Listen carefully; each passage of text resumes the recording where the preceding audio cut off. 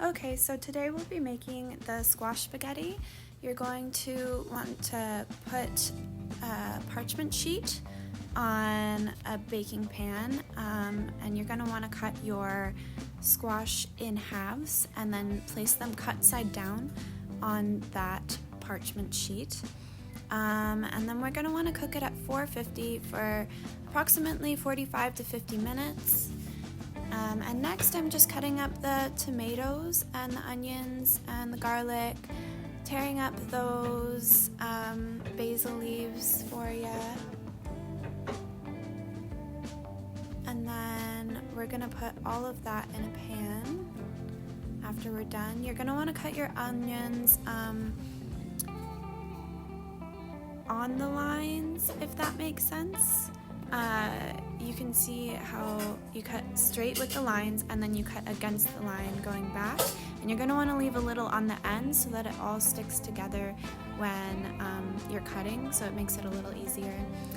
And then here is the pan with the caramelized onions and garlic.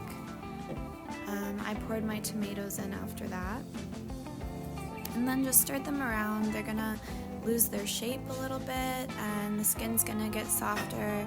It's all gonna turn into a sort of a sauce.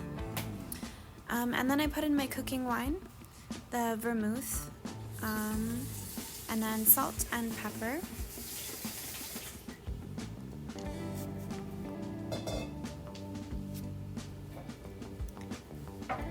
And then after this, you're going to want to let it simmer for a little bit. Just turn the heat down and let it just sit there for a while. And then this is after I let it simmer.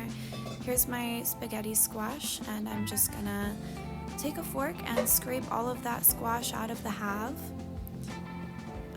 While it's in the oven too, you might see it steaming, but don't worry, that's not smoke, it's steam, and it's just because the water in the squash. And you can also do a spaghetti. You can do spaghetti in one bowl and squash in the other, and then try the sauce on both and see which one you like best, so that you don't waste this whole sauce if you don't like squash, which I really liked it. I know that some people don't like squash though, so that's an easy replacement that you can do for your family if they're not feeling the squash. And for me, I just stirred all of this in. You're probably going to want to stir it pretty loosely because it squishes pretty easily. And that like stringiness of the squash kind of goes away if you stir it too much.